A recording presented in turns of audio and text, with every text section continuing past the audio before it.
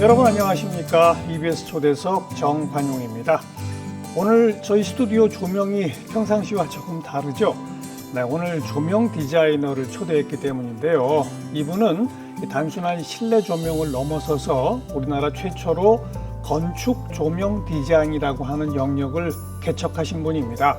이 경복궁, 또 국립중앙박물관, 부산 광안대교 등등 모두 1000여 곳이 넘는 조명을 디자인하셨는데요. 빛의 마술사라고도 불리워지는 이 고기영 조명 디자이너 함께 만나겠습니다. 어서 오십시오. 네, 안녕하세요. 네.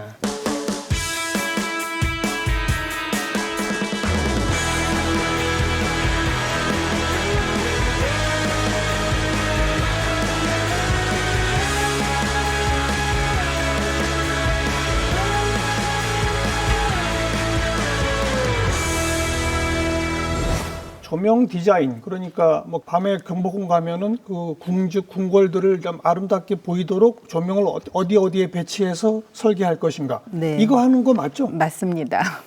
조명 디자인이 적용되는 영역은 무궁무진하겠는데요? 그렇죠. 인간이 존재하는 곳에서는 당연히 같이 해야 되겠죠. 그죠? 네.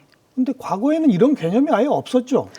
그렇습니다. 사실은 없었죠. 없다고 보는 게 맞는 거고 디자인이라는 개념보다는 전기적인 그 기능성 위주로 시작을 했기 때문에 그렇죠. 네, 이런 분야는 아마 제가 처음 시작을 한 게 아닌가. 우리나라에서는? 네, 맞습니다. 해외는 어떻습니까? 해외에도 그닥 그 역사가 길지는 않아요. 왜냐하면 제가 이제 공부를 하러 갔을 때에도 저희 클래스가 생긴 지가 한 4년, 5년 정도밖에 안 됐었기 때문에. 몇 년도에 공부를 하러 가셨죠? 저는 1989년도에 공부를 하러 89년. 갔었고요.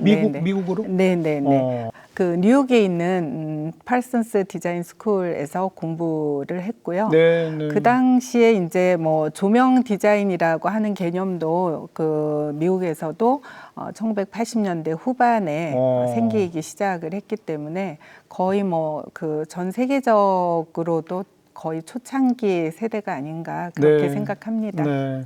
저도 뭐 여기저기 해외여행 갔다 온 경험이 있는데 가보면은 아주 아름다운 고성을 밤에 아주 멋지게 이렇게 불을 밝혀서 그다음 또 아주 오래된 다리 맞습니다. 이런 것도 네. 상당히 그 빛의 그 예술을 본 그런 경험들이 있거든요. 네네. 뭐 조명 디자인 그러면 사람들이 많은 부분 등기구라고 하는 그런 오브젝트를 디자인하는 단순 분야라고 생각을 하세요. 예. 근데 그런 게 아니라 우리가 건축을 비롯한 우리가 살고 있는 이 환경 전반에 대한 그런 디자인을 의미를 하거든요. 네. 보통 이제 공간 그러면 비어 있는 사이라는 뜻이 되잖아요. 공간, 그렇죠. 네. 그런데 비어 있는 것처럼 보이지만 비어 있는 게 아니라 빛으로 가득 찬 그런 부분이라고 이해를 하시면 좋을 것 같네요. 네. 비어 있는 공간이지만 빛으로 가득 차 있다. 네. 그런데 그 빛을 어느 방향으로 어느 정도 강도로 만들 것이냐를 기획하는 사람. 그렇죠. 그게 조명 네, 디자이너군요. 맞습니다. 사실 우리의 삶을 보면 24시간 낮과 밤이 계속 교체가 되잖아요. 그런데 일반적으로 알고 계시기에 조명 디자인 그러면 밝게만 만드는 분야가 아닌가 이렇게 말씀을 하세요. 그렇지만 빛이라고 하는 것은 어둠이 있기 때문에 존재를 하는 것이고 당연하죠. 그런 어둠 속에서 내가 원하는 풍경들을 하나 둘씩 꺼내서 새로운 그런 이미지를 만드는 그런 작업이 조명 디자인이라고 생각을 하시면 될 것 같습니다. 어떤 영역은 일부러 좀 밝게 하고 그렇죠. 어떤 영역은 일부러 좀 어둡게 하고 그렇죠. 그렇게 되는 거죠. 그럼요. 내가 보기 싫은 공간은 어둠 속에 밀어 넣으면 되고 낮하고는 다른 이미지를 형성할 수 있는 그런 계획을 세우는 게 조명 디자인의 과정이라고 생각을 하시면 이해가 빠르실 것 같습니다. 네. 미대를 졸업하셨죠? 네, 맞습니다. 그런데 국내에서는 조명 디자인을 공부할 데가 없었습니까? 없었어요. 그 당시만 하더라도 건축이나 인테리어에서 그 공간 디자인을 하면 주로 그냥 그 전기하시는 분들께서 밝기 위주의 작업을 하던 게 기능성 일반적이었죠. 위주로. 그렇죠. 예. 기술적으로 공간 디자인을 한 거죠. 그리고 대학원에서도 환경 디자인을 공부를 했어요. 그런데 이제 저희 때는 방학 중에 인턴을 하게 되거든요. 네, 네. 그래서 건축 설계 사무실에서 인턴을 하게 되었는데 예. 그 어느 날 이제 저희한테 도화지에다가 한 1m 간격으로 그 점들을 찍어라. 그러면 그게 바로 전등의 위치다. 이렇게 말씀을 하시는 거예요. 예, 예. 그래서 저희가 아무리 생각을 해봐도 이게 그러면은 어떤 밝기에 어떤 광원으로 그런 상황으로 인해서 공간이 어떻게 보일까 이런 게 굉장히 궁금했거든요. 그래서 여쭤봤죠. 그랬더니 그건 신경 쓸 거 없고 전기에서 다 알아서 할 거다. 이런 말씀을 하시더라고요. 그래서 이거는 아닌 것 같은데 왜냐하면 빛의 내용에 따라서 같은 공간이라도 분명히 다르게 읽혀질 텐데 싶어서 이제 공부를 어디 더 할 데가 없을까라고 찾아봤더니 없더라고요, 국내에서는. 그래서 이제 해외 학교들을 쭉 찾아봤더니 이제 팔슨스 디자인 스쿨의 아키텍처 라이팅 디자인, 그러니까 건축 조명 디자인이라는 석사 과정이 생긴 지가 얼마 안 됐더라고요. 한 4년 정도밖에 안 돼서 제가 5회 차인 거고, 그 뒤로는 이제 그 후배들이 굉장히 많이 나타나기 시작을 했죠. 그럼 이제는 국내에는 이런 건축 조명 디자인 하시는 분들이 좀 여럿 생겼습니까? 지금은 그 당시로 비하면 많이 생겼지만 그럼에도 불구하고 건축이나 이런 디자인의 그 업역의 확대를 봤을 때에는 상당히 아직은 초보 단계가 아닌가. 그렇게. 아직은 초보 단계? 네, 그렇습니다. 네. 89년부터 이제 미국에서 석사를 하시고 국내에 들어오셔서 첫 작품 하신 게 어디예요? 다 아시겠지만 지금은 굉장히 유명한, 어쩌면 지금은 이제 리모델링을 할 수밖에 없는 국립중앙박물관이고요. 국립중앙박물관이 원래 광화문에 있었죠. 그 위치가 이제 용산으로 옮겨지면서 프로젝트가 시작이 된 게 1995년도였어요. 네. 그럼 그 국립중앙박물관 조명을 직접 디자인하신 거예요? 맞습니다. 저희가 그 설계 사무실이 이제 그 세계 디자인 컴피티션에 참여를 하실 때 조명이라는 분야를 같이 참석을 시켜 주셨고요. 이제 그런 상황에서 그 국립중앙박물관이 자연광을 기반으로 해서 자연광에서부터 어떻게 인공 조명으로 공간을 만나서 들어가서 전시물을 볼 것인가. 그렇죠. 네, 이런 거에 대한 문제가 굉장히 중요했던 상황이었기 때문에 어쩌면 국내에서는 처음 조명이라고 하는 분야를 제대로 된 장르로서 인정을 해줬던 첫 번째 프로젝트가 아니었나 그렇게 생각을 합니다. 그러니까 중앙박물관 전시실 안에 조명까지 다 책임지신 거죠? 그럼요. 그렇죠? 네. 그래서 건물에 대한 경관 조명, 그리고 실내 환경 조명, 그리고 전시 조명, 그리고 이제 그 외부에 있는 조경 조명 전체를 다 설계하는 그런 상황이 되었습니다. 국립중앙박물관 그 1층 로비에 쭉 들어가면 맨 끝쪽에 이 경천사지 10층 석탑인가 이게 높이 서 있잖아요. 네, 맞습니다. 그죠? 네. 거기는 제 생각에 그 위가 천장이 뚫려 있었나요? 천정에서 천창으로 되어 있죠. 그렇죠, 천창에서 자연광이 들어오게 되었고요. 그것도 직접 그렇게 구상을 하신 거죠?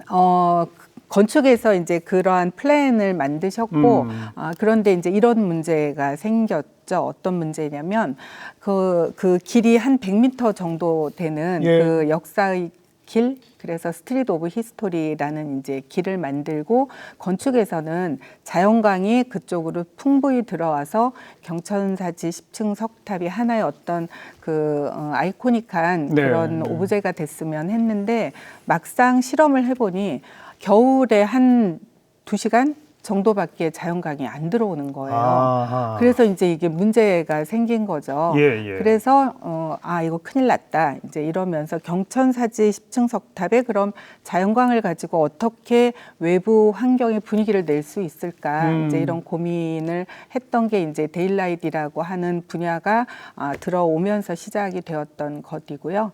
거기에 이제 그런 데일라이트를 디자인하시는 그 독일의 그 회사에서 그 헬리오스테이트라고 하는 시스템이 있어요. 그거는 이제 태양을 따라가는 그래서 빛에 대한 것을 그런 전체적인 전반 조명뿐만이 아니라 그 경천사지 10층 석탑을 강조해주는 그런 그 엑센라이트 기능을 해주는 그런 그 방식을 적용을 해서 예, 경천사지 10층 석탑이 외부에 있는 것 같은 그런 분위기를 의도를 만들어냈고. 해 주었고 저희가 이제 그런 걸 기준으로 인공 조명에 대한 설계를 시작을 했었죠. 네, 네. 그 유물 하나하나를 좀 제대로 들여다볼 수 있게끔 분위기를 좀 만들어내는 게 상당히 중요하다는 생각이 들고 네네. 반가사유상 네네네. 일부러 좀 어둡게 만들지 않았었나요? 그죠? 맞아요. 어떻게 보면 자연광에서부터 아주 그 예민한 그런 유물에 대한 보존과 또 관람객들에게 하나의 흥미를 주기 위한 측면에서의 어떻게 보면 동전의 양날이라고 할 수가 있겠는데 그런 측면에서 인간의 그 눈에 대한 어떤 암수능 의 과정들을 또 만들어주는 상황이 되면서 이제 드라마틱한 연출을 하게 그렇죠. 되었고요. 반가사유상 같은 경우는 앞에서의 경천사지 10층 석탑과 그런 그 종이나 어떤 그 섬유의 그런 것을 아주 예민하게 강조하는 것과는 다르게 좀 말 그대로 생각하는 공간을 그렇죠. 만들어야 하잖아요. 그래서 전체적으로 차분하게 그렇게 이제 건축에서 원하셨고 그거에 맞는 조명 방식을 그 제안을 드리는 그런 상황이 연출이 되었죠. 그 반가사유상 두 개를 이제 동시에 전시하면서 사유의 방이라고 이름 붙인 그런 네네. 공간을 만들지 않았습니까? 그 공간은 이제 최근의 그러니까요. 상황이고요. 그때도 네네. 혹시 자문하셨나요? 저희가 빛에 대해서는 컨설팅을 해드렸습니다. 그렇죠. 네. 제가 거기 몇 번 들어가 봤거든요. 아, 그러셨군요. 정말 네. 그 아주 감동적인 그런 어떤 그 빛의 마술 그런 걸 전 느꼈어요. 그러니까 마음을 굉장히 차분하게 해주고. 만들어주는. 그렇죠. 네, 맞습니다. 자, 그게 이제 첫 작업이셨고, 그 다음에 네. 이제 회사를 만드신 다음에 첫 작품이 제주도의 한 골프장이라고 들었는데, 네, 네. 당시로서는 매우 파격적이라고 하는 평가를 받았습니다. 어떤 점에서 가장 파격적이었을까요?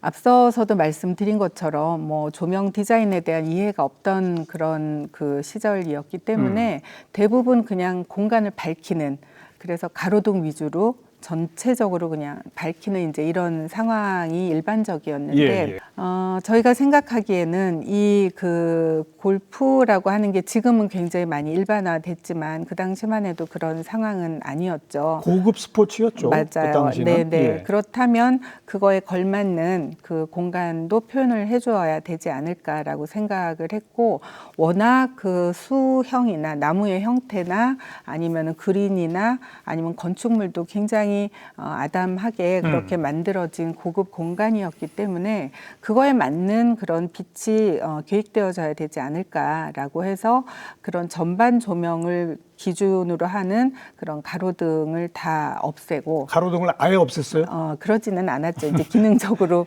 일부는 남기고. 네, 일부는 남겼지만 이제 조명 방식을 다르게 간 거죠.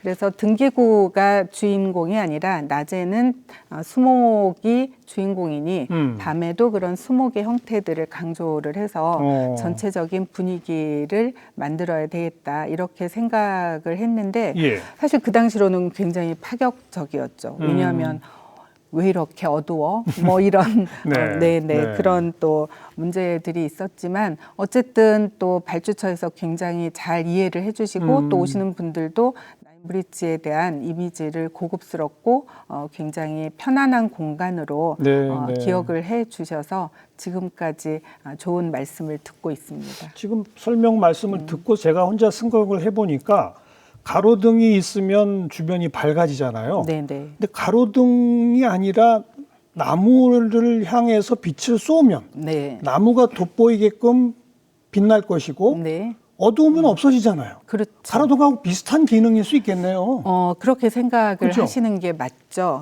그런데 우리는 등기구가 없으면 불안해해요.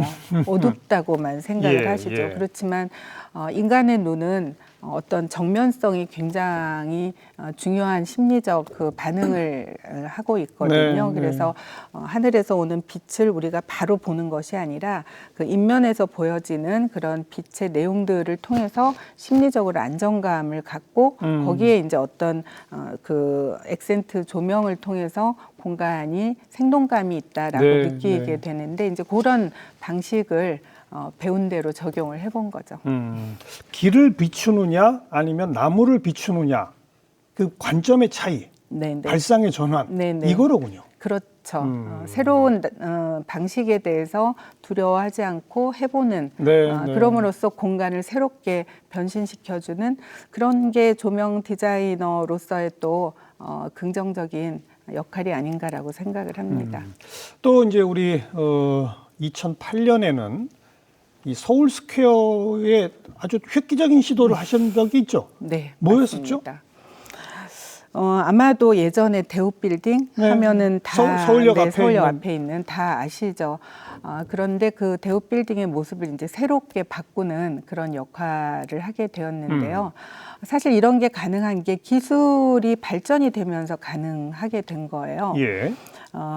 저도 처음에는 조명을 하면서 백열전구, 형광등 이외에 다른 어떤 광원이 탄생이 될 줄은 꿈에도 몰랐거든요.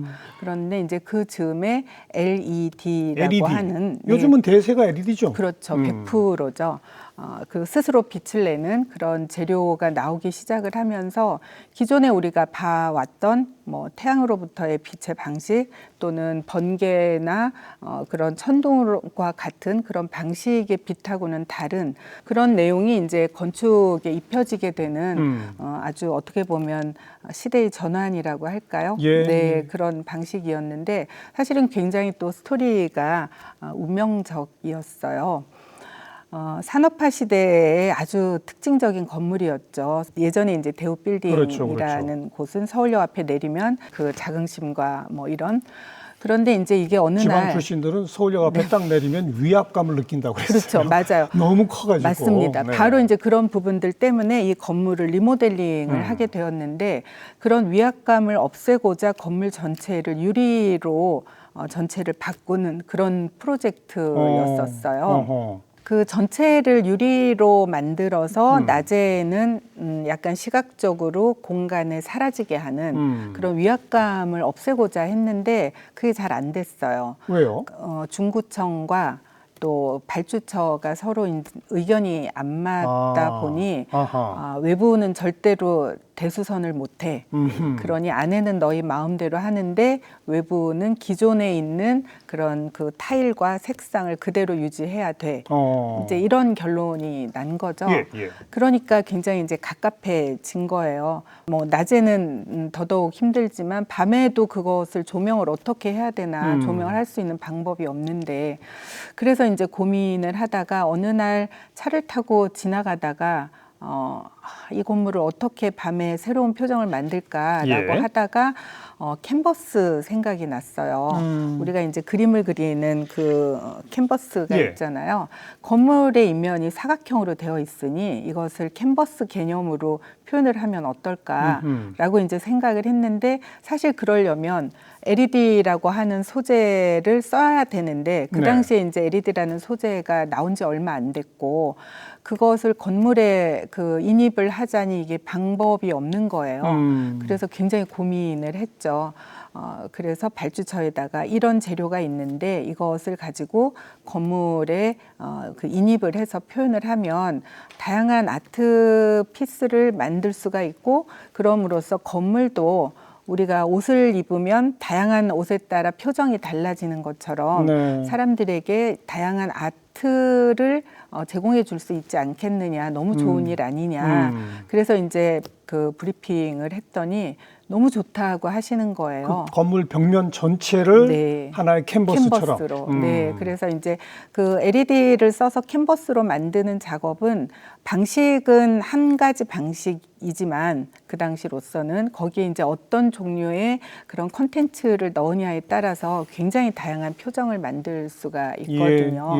그래서 그 당시에 이제 지금은 다 아시는 줄리안 오피라고 하는 아티스트가 초빙이 된 거고 건물 전체에 LED를 넣어서 굉장히 무리한 어찌 보면 시도를 했지만 그로 인해서 미디어 파사드라고 하는 미디어 파사드 이름도 생기고 그런 표정이 도시의 풍경을 바꾸는 데는 굉장히 큰 역할을 하게 된 거죠. 그게 최초였군요. 맞습니다. 요즘은 뭐 도처에 미디어 파사드들이 있잖아요. 네, 지금은 너무 많아서 이런 어. 것을 이제 조절해야 되는 여러 가지 어려움이 또 있습니다만 예, 어쨌든 저희가 서울스퀘어의 미디어 파사드를 만들고 나서 심지어는 중국에서도 이런 거 우리도 하고 싶은데 좀 해주면 안 되겠나 네. 뭐 이런 이야기도 나올 정도로 어찌 보면 세계에서는 제일 큰, 그 당시로서 제일 큰 미디어 파사드 프로젝트였습니다. 예. And the anger felt good for a season. Picking fights with my friends for no reason. None of this over, you're holding on. Feel like two rope dashes floating in the night.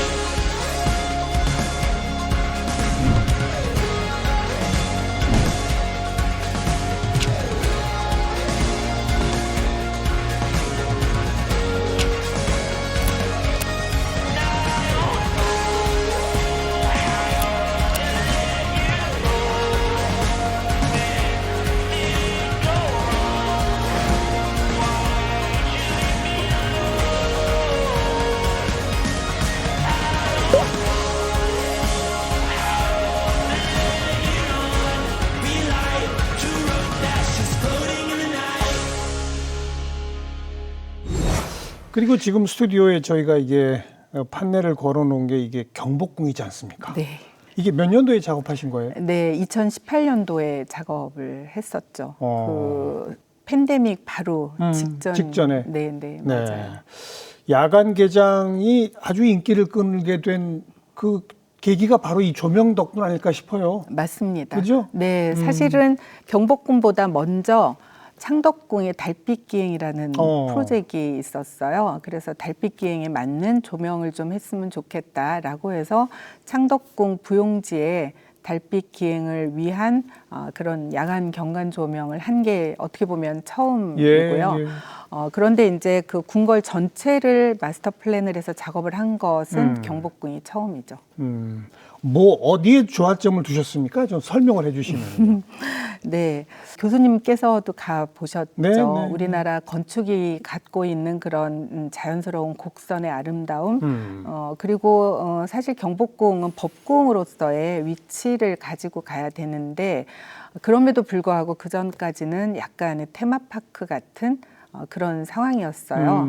그래서 이게 우리나라의 법궁을 테마파크처럼 만드는 건 좀 안 맞는 것 같다. 만약에 내가 여기에 야간 경관 조명을 한다면 나는 다른 방식으로 해야지. 즉 다시 말해서 우리나라의 그런 아름다운 곡선을 살리는 그런 방식으로 해야 되겠다. 이제 이렇게 생각을 하던 차에 이제 기회가 왔고 저희가 이제 그 일종의 컴피티션을 해서 당선이 된 거고요.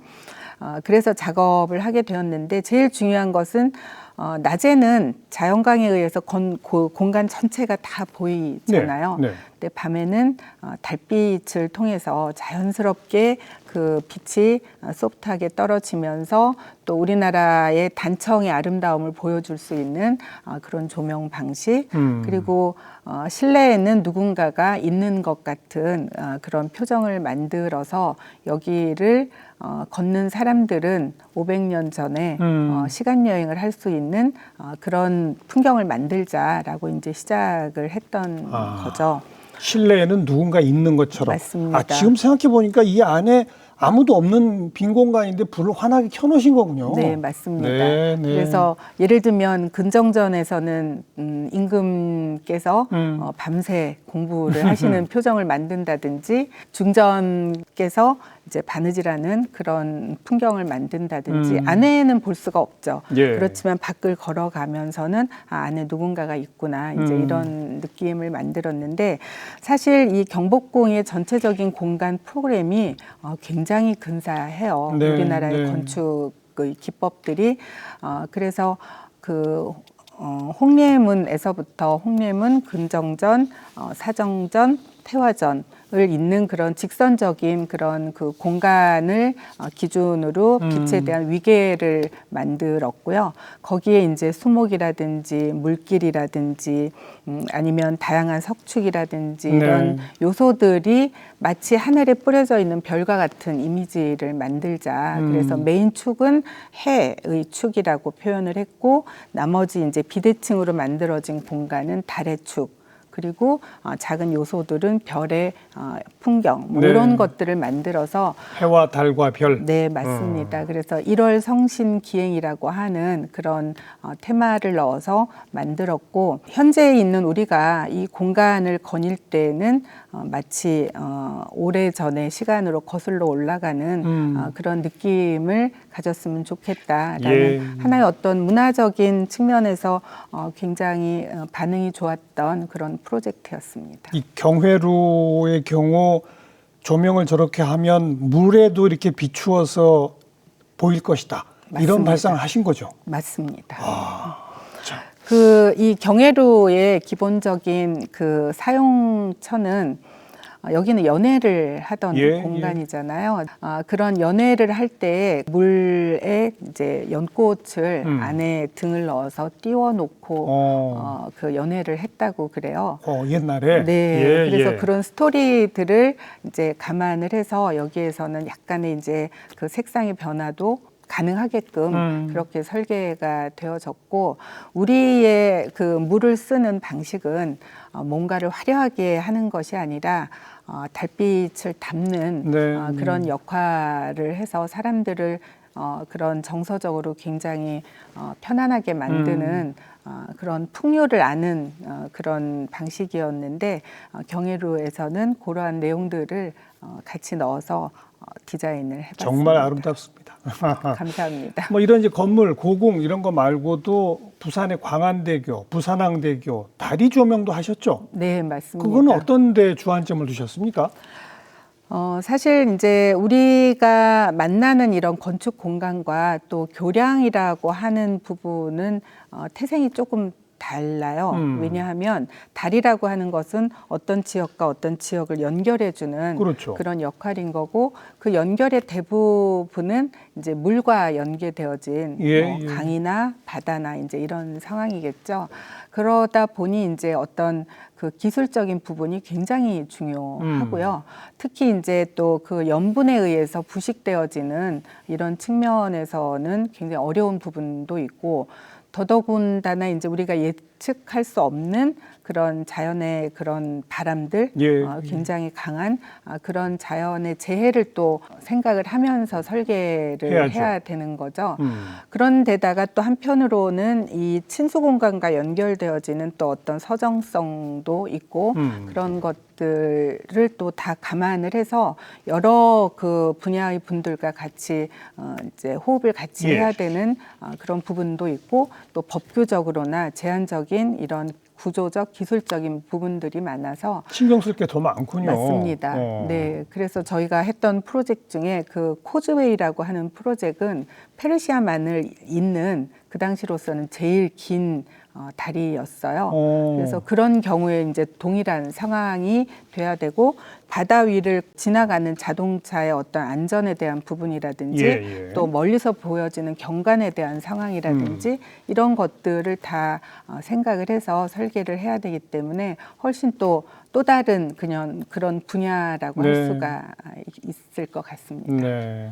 안전 문제, 재난 대비 뭐 별의별 걸 다 신경 쓰셔야 되고. 그러게요. 그런데 네. 그냥 그게 겉으로 볼 때는 안 드러나고. 그렇죠. 그런 거죠. 맞습니다. 뭐 이렇게 영역을 가릴 것 없이 1000여 곳 넘는 작업을 해 오셨는데, 본인 스스로 생각하실 때 내가 지금까지 한 조명 디자인 작업 중에서 베스트 3를 꼽는다면 뭐를 꼽으시겠습니까? 굉장히 어려운 질문을 프로젝트가 크던 작던 또는 손가락 10개 찍어서 안 아픈 거 없죠? 네, 예. 맞습니다. 다 하나하나의 스토리가 있고 역사가 있기 때문에 모두 애정이 가지만 아무래도 우리나라의 법궁을 가장 새롭게 경복궁. 네, 만들었다는 경복궁을 저는 꼽고 싶고요. 예. 그리고 두 번째로는 그 남양 성모 성지라는 프로젝트가 있어요. 요거는 이제 성당 프로젝트인데요. 그 마리오 보따라고 하는 세계적인 건축가와 같이 작업을 했던 공간인데 심리적으로 공간을 굉장히 그 빛으로 충만한 상황을 건축가께서 만들어 주셨고 거기에 이제 요구를 하셨고 그래서 함께 작업을 했던 굉장히 신성한 그런 프로젝트였기 때문에 성스러운 분위기가 네. 물씬 풍기는 성당. 네, 맞습니다. 또 마지막 세 번째. 그리고 마지막 세 번째는 빛의 영역이 확장이 되다 보니 제가 좀 더 그 어벽을 확장을 해서 그 수안보의 유원제라고 하는 그 호텔이 있어요. 근데 이 프로젝트는 말은 뭐 호텔이기는 하지만 사실은 굉장히 또 의미가 있는 게 수안보 하시면 교수님께서도 너무 잘 아시죠? 온천 네, 유명한 맞습니다. 곳이잖아요. 임금님께서 다녀가실 정도의 유명한 그 사이트인데 사실 지금의 수안보는 거의 죽었거든요. 저희가 이 프로젝트를 시작하기 전만 하더라도.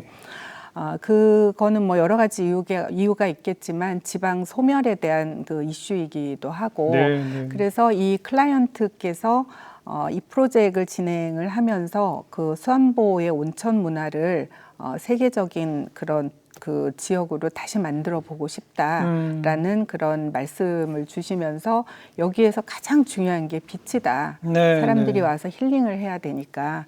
그런데 그 빛을 기반으로 공간 디자인을 함께 해줄 수 없겠느냐라고 요청을 주셨어요.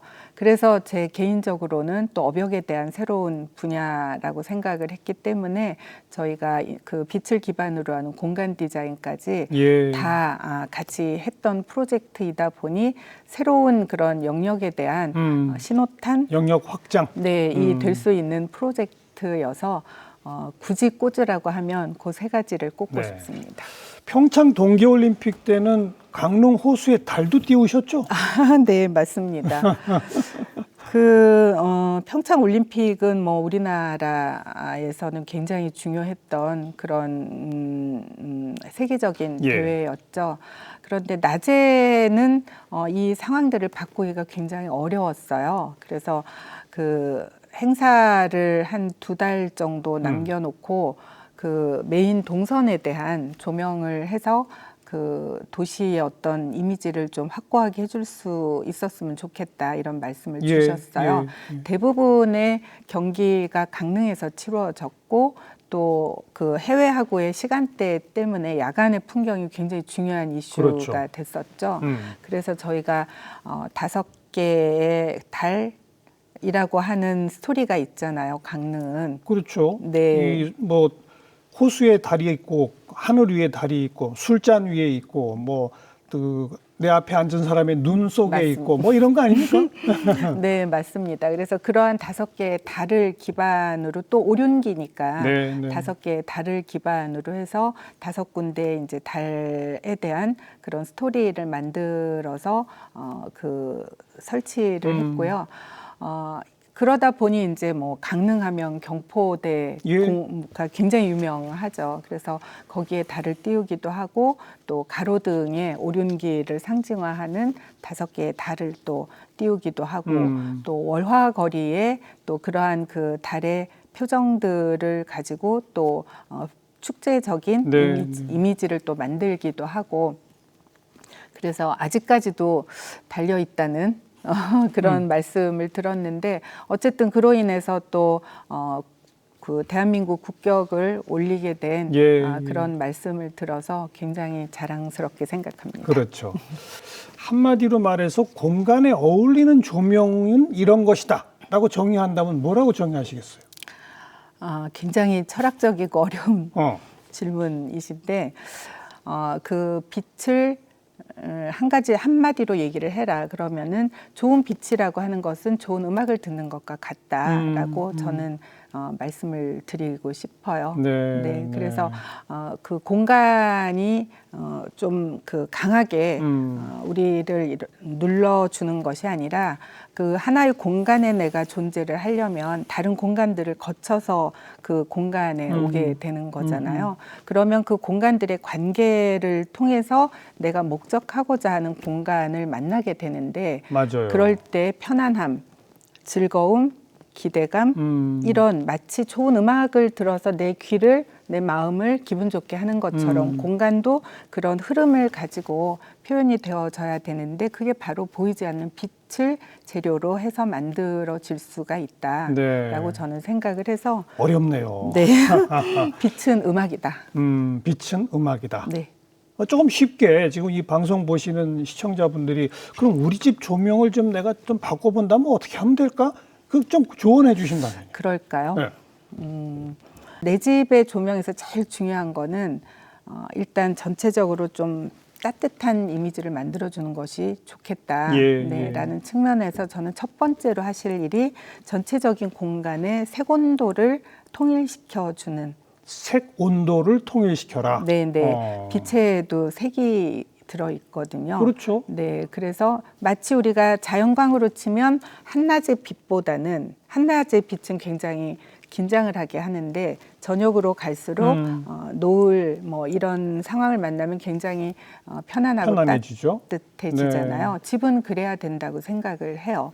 그래서 기본적으로 색온도를 저희가 이제 켈빈이라고 하는 지수를 쓰는데 3000 켈빈 그래서 굉장히 좀 따뜻한 분위기를 만들어 놓고 뭐 예를 들면 내가 음식을 한다든지 세탁을 한다든지 또는 공부를 한다든지 이럴 때는 또 그 상황에 맞는 색온도를 조절해 줄 수 있는 그 특별한 지역만 좀 밝게. 맞습니다. 색온도도 그런 부분은 4000 켈빈 이라고 하는 색온도를 조금 더 그 높여서 예. 하게 되면 전체적으로는 따뜻한 분위기가 나면서도 그 일에 집중할 수 있는 알겠습니다. 기능성을 확보를 하는 거죠. 그럼으로써 내 집에 내 식구들과의 분위기가 훨씬 더 그 아름다워질 수 있지 않을까 그렇게 생각합니다. 네. 이제 뭐 근 30년째 다양한 이 조명 디자인 작업을 해오고 계신데 이 조명 디자인을 하시면서 가장 보람된 게 있다면 뭐고 또 좀 아쉬운 것도 있을 것 같은데요. 하나씩만 좀 말씀해 주신다면. 네. 보람된 부분은 아무래도 한 두 가지 뭐 더 많을 수도 있지만 정말 어려운 과정을 거쳐서 마지막에 완성해냈을 때. 예, 그렇죠. 스위치 온 할 때 사람들이 와우라고 해주실 때가 제일 보람된 상황이라고 할 수가 있고요. 그게 어떤 기능의 순간이든지 간에 예. 두 번째로는 그러한 환경을 통해서 그 사람들의 삶의 질이 높아져서 세상이 바뀌고 있구나, 발전하고 있구나 이런 것을 느낄 때가 가장 보람됐다고 할 수가 있고요. 예. 아쉬운 부분은 이 빛이 가지고 있는 사회적인 현상이나 아니면은 디자인을 통해서 나의 위상이 올라가는 이런 경우가 굉장히 많음에도 불구하고 디자인에 대한 중요성을 별로 소중하게 생각하지 않는 그런 분들을 만날 때는 굉장히 속상하죠. 그게 한 가지가 있고요. 예산도 좀 많이 들 텐데 이제 그건 이제 안 된다 그러고 막 이럴 경우 그런군요. 그래서 뭐 끊임없이 협의를 해서 상황에 맞게 당연히 가야 되는 상황이긴 하지만 그럼에도 불구하고 이제 그런 것들을 좀 이해를 해주시고 같이 그 노력을 해주시면 더 좋은 그런 결과가 나올 텐데 그런 게 너무 안타까운 게 한 가지가 있고요. 두 번째는 그 빛이라고 하는 분야가 우리의 생활로 들어온 지가 벌써 한 30년 가까이가 되는데 이런 라이팅 디자인을 본격적으로 가리키는 그런 일종의 프로그램이 없다. 국내 학교가 대학에 없다. 아직 없어요? 없습니다. 오. 그 클래스로는 몇 군데 있기는 하지만 예. 이 전체를 아우르는 그런 커리큘럼을 갖고 있는 학교가 그래요? 없어요. 아니 미국에는 85년부터 만들어진 그 석사 과정 이런 게 없단 말이에요. 네. 오. 그 굉장히 저도 노력을 많이 했는데 예. 이게 이제 여러 가지 빛이 갖고 있는 특수성, 예를 들면 뭐 건축, 조경, 실내 디자인, 뭐 프로덕트 디자인, 또 아트 이런 모든 것들이 또는 전기공학, 전자공학 이런 모든 것들이 연결되는 그런 정점의 그 디자인이라는 프로그램이 있어야 하거든요. 그렇죠, 그렇죠. 네, 그런데 이런 그 타 분야하고의 연결된 그런 것을 이해해주는 학교가 아직 대학이 없어요? 없더라고요. 아. 그게 너무너무 안타깝고, 앞으로 만드셔야 되겠는데. 그렇죠. 만들어야죠. 그게 또 저의 또 다른 소망이기도 네. 하는데, 네. 뭐 그동안에 여러 가지 노력을 하기는 했지만, 그래도 이 분야에 대한 헤게모니를 분명히 줄 수 있는 게 이 단순 라이팅 디자인 분야뿐만이 아니라 예, 예. 뭐 AI와 연결되는 수많은 그런 기술과의 연계성이 아트와 테크놀로지를 연결하는 그렇죠. 그런 측면으로 확대가 되어져야 되고 그렇게 가는 추세라고 한다면 그러한 헤게모니를 전 세계적으로 쥐고 가야 되는 것이 예, 아닌가 그런 생각을 알겠습니다. 하고 있습니다. 그런 그 대학 과정 같은 걸 만드실 게 이제 하나의 목표가 되겠고 네. 또 내가 이제 조명 디자이너로서 앞으로 내가 이거 한번 도전해 보고 싶다 하는 영역이 있다면 마지막으로 한 말씀 주신다. 네. 빛이라고 하는 거를 처음 만드신 분이 누굴까요? 빛을 처음 교수님. 만든 분이요? 네. 글쎄요. 우주의 탄생 아닌가요? 맞습니다. 그렇죠. 네, 예. 그 우주라고 하는 것은 모든 것을 담고 네. 있잖아요. 이제 그러다 보니 그 안에서 발생되어지는 여러 가지의 장르들이 있는데 이 인공 조명이라고 하는 것이 발생이 되면서부터 이제 인간의 그 시간은 확장되기 시작을 네, 했죠. 네. 그러면서 이 어벽이라는 분야도 굉장히 다양하게 커지고 있다라고 한다면 단순하게 건축을 대상으로 하는 것뿐만이 아니라 인간을 중심으로 같이 엮어질 수 있는 다양한 그런 디자인의 영역들 다시 말씀드려서 라이팅 디자인을 기반으로 한 공간 디자인 또는 아트웍 또는 뭐 인스톨레이션 뭐 아니면 프로덕트 디자인 뭐 여러 가지의 연계성이 있을 수가 있는 거죠. 저희가 작년에 자동차 디자인을 했었어요. 오, 네. 어허. 자동차의 그 인테리어 공간을 네. 어떻게 하면 바꿀 수가 있을까? 예, 예. 그 말은 뭐냐면 자동차라고 하는 것은 움직이는 공간인 거예요. 맞아요, 맞아요. 그렇다면 이제 우리가 그 자율주행이나 이런 것들을 통해서 자동차 안에서 내가 굳이 운전을 하지 않아도 할 수 있는 일들이 굉장히 많잖아요. 많아지죠, 앞으로는 더더욱. 그러니까 자동차의 움직이는 공간이 어떨 경우에는 콘서트홀로, 어떨 경우에는 영화관으로, 어떨 때는 회의 공간으로, 어떨 때는 분위기 있는 식탁으로, 뭐 여러 가지의 그런 상황이 만들어지잖아요. 앞으로 그렇게 되겠죠. 그래서 그런 것들을 연구하는 네, 그런 디자인 그 프로젝트도 했었거든요.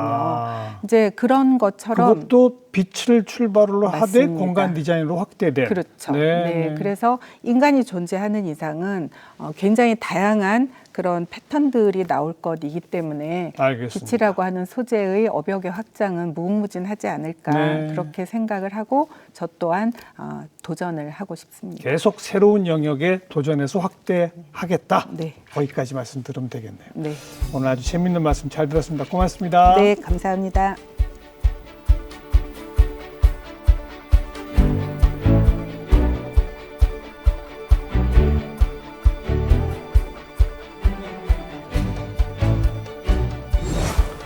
네, 항상 빛을 본다고 생각했는데 오늘 말씀을 들으니 우리는 빛을 보는 게 아니군요. 빛은 음악처럼 우리 공간을 채우고 있는 함께 동반하고 있는 것이 아닌가 생각해 봅니다. 다음 시간 또 뵙겠습니다. 안녕히 계십시오.